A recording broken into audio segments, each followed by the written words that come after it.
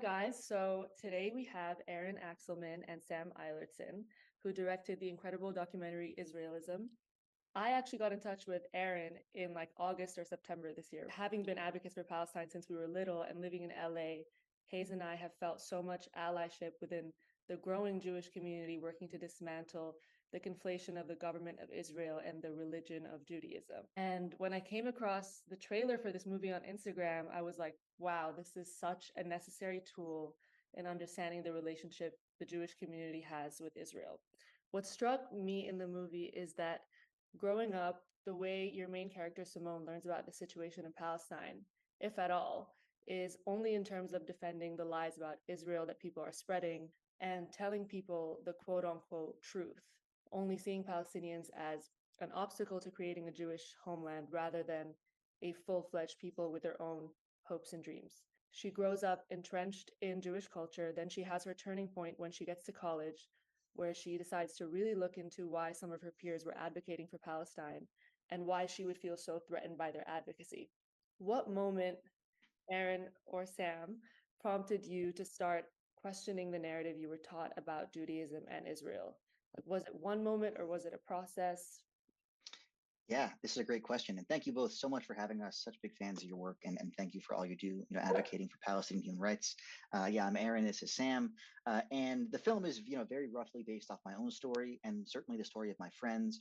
And I kind of fell in love with Israel in a similar way to Simone and the other main character. I didn't go to Jewish day school, so it wasn't as intense and it wasn't forced on me as much. But I really, again, grew to love Israel and really found the kind of traditional pro-Israel narrative incredibly empowering and incredibly inspiring. But in high school, my senior year of high school, I went to a random public high school in rural Maine, and we could do an independent study for an entire year. And I decided to do one on the history of Israel. And so I was going to make a documentary, a short documentary on the history of Israel. And my teacher, who was just this really progressive guy, either Jewish or Palestinian, just asked me point blank, and he said, "Do you know anything about Palestinian history?" And I said, "No." Because even though I'd read so much about Israel and I loved Israel so much, the narratives that I had read talked virtually nothing about the Palestinians. They mentioned Arabs, if anything. And as you mentioned, they really only talked about Palestinians as an obstacle to Israeli goals and not as people with their own goals and their own history, their own incredibly rich history and rich civilization. And so over the course of this year, he gave me all of these books, both from left-wing Israeli authors as well as Palestinian and Palestinian American authors. And my eyes were just, pretty profoundly opened. And I realized that the narrative that I had fallen in love with was not the entire story, and that it had really completely left out the Palestinian narrative in a way that's very similar to the way that the traditional American narrative leaves out the narratives of Native Americans. So I became really fascinated in why I'd become so attracted to this narrative and why it had why it had felt so empowering as a young person looking for a Jewish identity. And then when Sam and I got to college, we saw so many people who were like Simone and Eitan in the film and who kind of were going through their own transformation. Sam, if you want to talk about that a little bit, about what it was like seeing so many other people. Sam and I both went to the same college. Yeah, so we went to Brown University together. We both graduated in 2012, and but yeah, so we both got to Brown the year of the first Gaza war, or first bombing of Gaza in 2008. So we saw so many of our peers just come to campus really believing that they needed to defend Israel, and then actually like meeting Palestinians as students or professors, and just interacting with them on a human level, and realizing that they heard things that absolutely shocked them, like that there's military occupation, that people have unequal rights depending on whether they're born Jewish or Palestinian, that there are these, checkpoints and roadblocks and walls, which they were, maybe if they were told about it all, were told that they were for security, but just hearing stories of like people trying to go about their lives being harassed by this occupation, it wakes people up. And it took a lot of people a long time. In some cases it took until just a few years, in some cases it took until the end of college, in some cases it took until years after college for them to realize. But really all of the students that the two of us knew well, who came to campus to be sort of pro-Israel advocates, actually, ultimately became supporters and advocates for Palestinian freedom. And that was really where the idea behind the film came from. So we've actually shown this movie to some of our own Jewish friends, most of whom really actually appreciated it and found it to be very relatable and respectful of the Jewish religion. And the real threats to anti-Semitism that exist. But one of our friends found it to be patronizing and unrepresentative of them. Why do you think some people watching could have that response? Our film shows a extremely common story of American Jews. Many American Jews grow up with Israel as the center of their Jewish identity. And even if, again, some individuals don't see their story in our film, every single screening we do, people come to us and say, that was my story. This is my story. I grew up in the exact same way, or I grew up in a very similar way, was told the same stories, and realized at some point that I had not been given the full picture.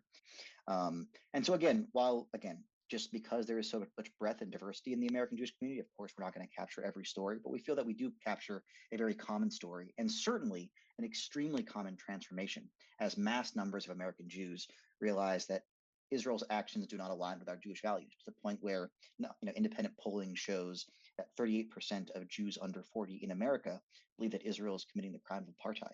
And that's a strong word. I think it's an incredibly accurate word.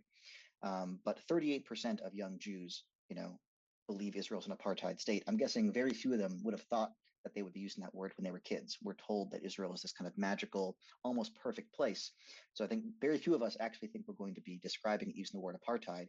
But when we see the realities imposed upon Palestinians by the state of Israel, there's no other word to describe it besides apartheid. And so again, if people are saying the phenomenon doesn't exist, why do 38% of young American Jews feel that Israel's an apartheid state? It's because so many folks have gone through a transformation like this. When it comes to patronizing, we're really not trying to patronize anybody. We're trying to really have empathy, for our own community. The immense trauma that we've gone through has, I think, caused many of us to really want to support Israel and support a Jewish state at all costs. But what's actually happened is that there has been a cost, and that cost has been the Palestinian people's freedom. The state of Israel was created, and upon its creation, displaced 750,000 Palestinians. And then 20 years later, a brutal military occupation started that exists till this day. That is very literally an apartheid system. And so when we realize that we have not been told the whole story, we have no other option but to fight for Palestinian rights while also fighting for our own safety. Do you feel like in some ways that reaction could feel like the movie is an attack to their identity or the way that they've grown up in their Jewish communities?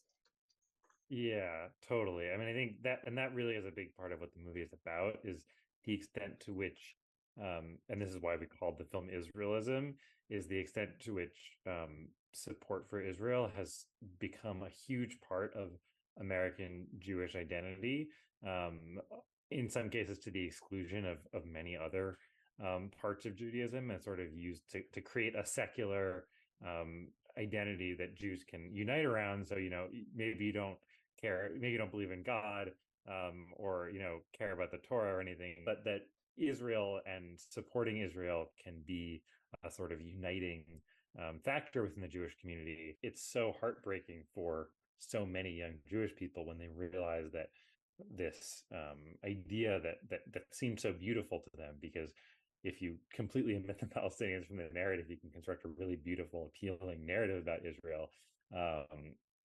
It was not what they thought it was, and that they were not told the whole truth.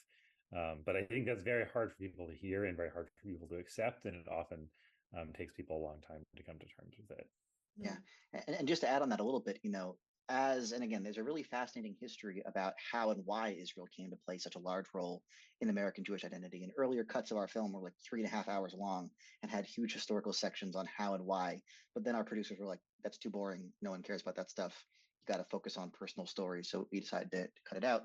But there was essentially, whether it was a conscious decision or not, there was this kind of, decision within the community to, promote Israel as a core part of American Jewish identity, especially starting, in the 60s and 70s, partly because it kind of could act as a glue for our community, as Sam talked about. But again, when your identity is based around a state, an actual country, right, when someone criticizes that country, you feel like it's attacking your identity. And that's what's problematic about latching on your identity to an actual country, is that countries do real things. You have to talk about the real things those countries do. If I base my entire identity around America, that might be very difficult when I found out that America has a very problematic history of slavery and ethnic cleansing. So it's tragic that so many of our identities have been tied to this state, and it's been a heartbreaking process as so many young people realize that again Israel actually doesn't really align with their Jewish values. The other night at the screening, someone was saying that Jewish Americans or Israelis that did grow up knowing about Palestine felt like it was just a hard pill that you had to swallow, that really the only way Jews can be safe is if the Palestinians are not safe. Do you think that there's any truth to that? No, and that's what's so sad is that again, a lot of young people again, don't know the full story, and then when they find out about the plight of the Palestinians, they're shocked. Whereas some, people do understand what's happening to the Palestinians and they're fine with it. Again, the early Zionists, Ben Gurion, if you read their journals and their works, they knew what they were doing. They knew that to create a Jewish state, they would probably have to ethnically cleanse large numbers of Palestinians, and they were okay with that. And that's incredibly tragic. But to them, Palestinian displacement was an acceptable cost to create the Jewish state. And again, I don't believe that. I don't believe anybody's, self-determination should come at the expense of another people's. But some people are totally fine with what Israel is doing to the Palestinian people. Again, the American Israeli settler that we interview in the film, he is fully aware. He is a settler.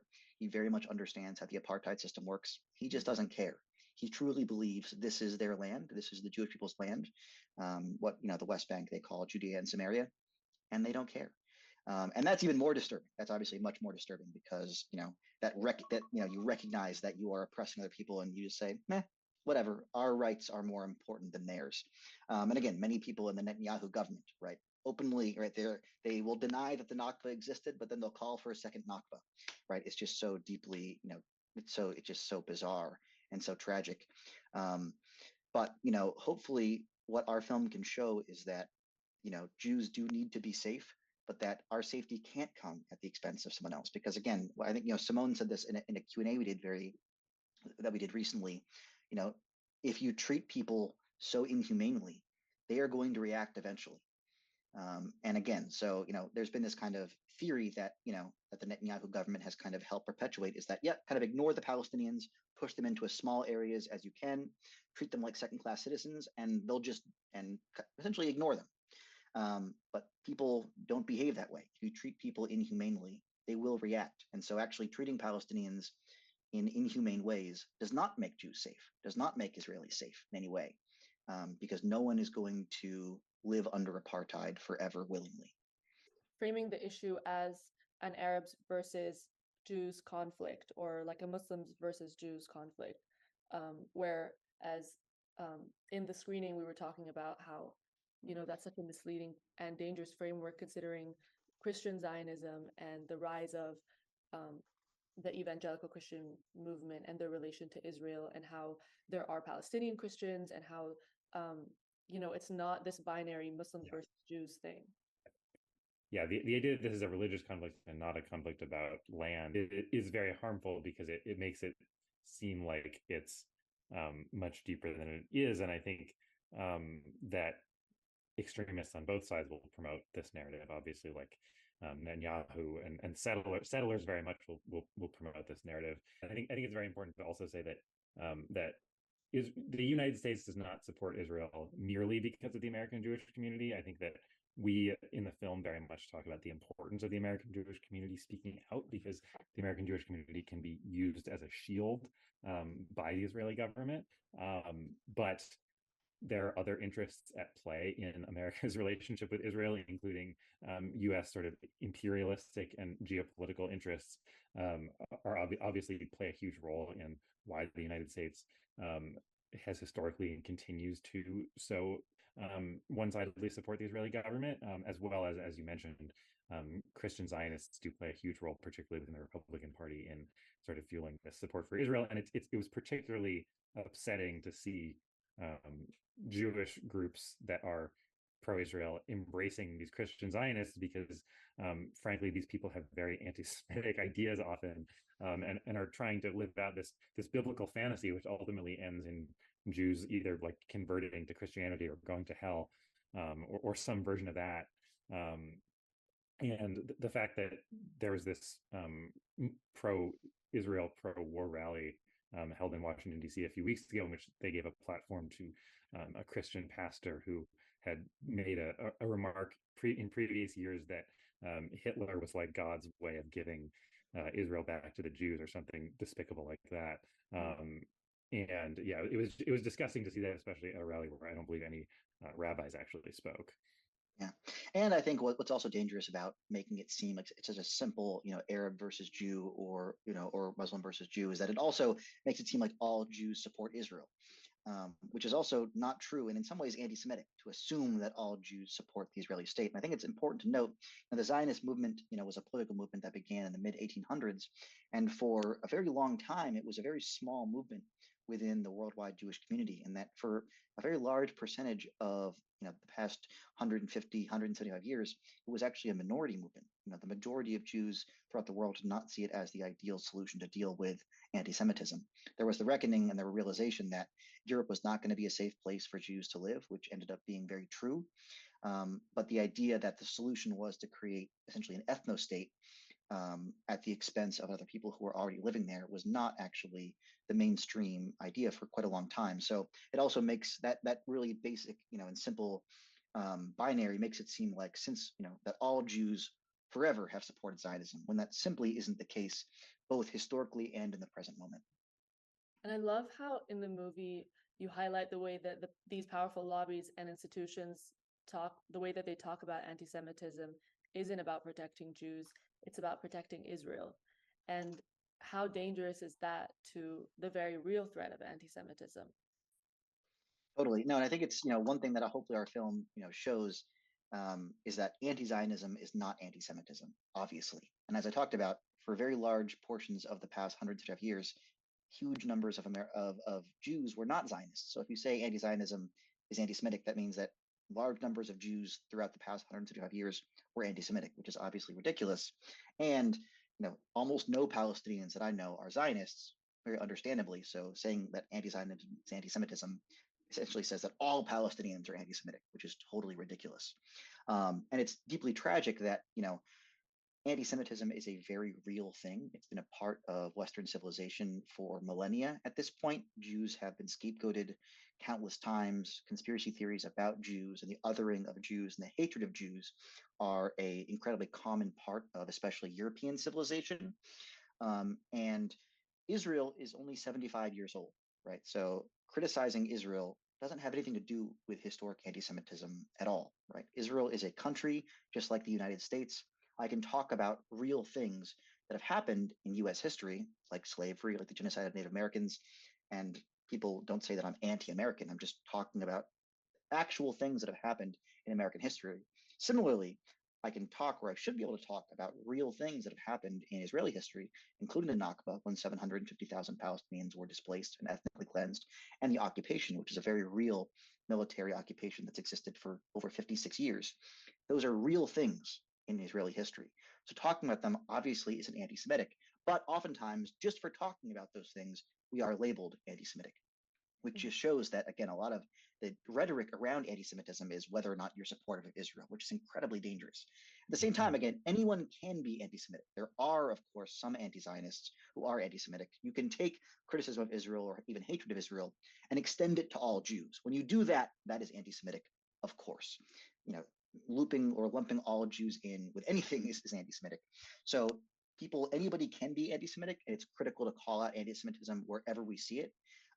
But anti-Zionism or criticism of Israel obviously is not anti-Semitic inherently, and it's incredibly dangerous when people label it so, because it detracts from the real fight against anti-Semitism that's so crucial for our safety. Right, and I would just add that just today, Benjamin Netanyahu took the time to give Elon Musk a tour of one of the kibbutzes where people were murdered by Hamas's attack. Elon Musk has promoted many extreme white nationalist conspiracy theories against Jews, and has ultimately, I would say, in very large and material ways, supported the white nationalist movement in this country and globally. And the idea that the prime minister of Israel, and someone who claims to represent or speak for Jews, as he unfortunately frequently does, would share space with this extremely anti-Semitic person, I find disgusting, especially and also the head of the ADL in America thanked Elon Musk for saying that he would ban accounts that shared pro-Palestinian slogans as well, which is again absolutely disgusting when an organization claims to be defending Jews from anti-Semitism. Yeah, it's totally crazy. There's one part in our film where I think Simone says, when people, oftentimes when politicians are attacked for being anti-Semitic, their response is, well, I support Israel, so I'm good. And that's exactly what we see with Elon Musk, right? Elon Musk literally supports a white supremacist conspiracy theory that says that Jews are trying to replace white people in the country. Totally bonkers, right? But Netanyahu doesn't condemn him because Elon Musk supports Israel. So essentially, their anti-Semitism, their real hatred of Jewish people is forgiven if they support Israel. And that's incredibly dangerous. And the fact that the ADL literally, again, thanked Elon Musk is totally crazy, especially because, again, Elon Musk has actually made anti-Semitic attacks about the ADL, which is totally, so it is a tragedy beyond belief. And it's a moral failure of epic proportions. What do you both suggest in terms of resources and support for people who are just starting to grapple with all of this new information and feeling a bit of cognitive dissonance? It's obviously not an easy undertaking. So is there a starting point you would suggest? There's a really great quote at the end of the film from Rabbi Miriam Grossman, who's this really amazing progressive Jewish rabbi. And she says, talking about Palestine or recognizing facts about Palestine does not threaten your Jewish identity, right? All we have to risk is our denial, right? All we have to risk is our denial of reality. And if we don't accept the oppression of the Palestinian people, if we don't look that in the eye, we are denying reality. And it is very painful for many young people, especially, to realize that they have not been given the full story and that their identity is tied to a place that is actively oppressing other people. But the alternative is ignoring reality. And that's not acceptable. We have to be able to look reality in the eye. And this is difficult for a lot of people, but I really do believe in the ability of young Jewish people to change, because it's happened to me. It's happened to so many of my friends. Again, it happened to Simone Zimmerman, one of the people I look up to most in the world. And so what I would encourage young people to do is that if this is difficult for you, just try to learn more. Again, there's so many amazing books and movies on Israel-Palestine. My favorite movies are probably Five Broken Cameras, Waltz with Bashir, Omar, Budrus. And, films can also be a really great way and kind of a light way to kind of begin learning about stories without kind of reading a history book, right? Just hearing stories about Palestinians and just hearing about what it's actually like to live as a Palestinian person. Yeah, I think it's amazing because when Haze and I did this questionnaire thing on our stories about, what was the moment that led you to question your upbringing, and a lot of people said that it was just meeting a Palestinian. And just saying that was so, because I never even thought that could be a response, but it just shows the level of dehumanization that just meeting a Palestinian or seeing or watching a story about a Palestinian is so powerful in just the education process of unlearning the indoctrination or pro-Israel programming that a lot of the Jewish community grows up in. Yeah, totally. And I think I would just add that I think for a lot of people also ask us sort of like, how do I talk to my relatives about this? And I do think that for a lot of people, hearing the truth from Israelis is really helpful. So I always also recommend that people look at the testimonies that Breaking the Silence, for example, has shared, which is an organization of veterans of the Israeli army who have spoken out about human rights abuses that they may have witnessed or been part of. As well as B'Tselem, the human rights organization. And I do think that also hearing these testimonies and hearing Israelis grappling with the reality is helpful in terms of communicating with people who do feel very deep ties to the Israeli people and Israeli society.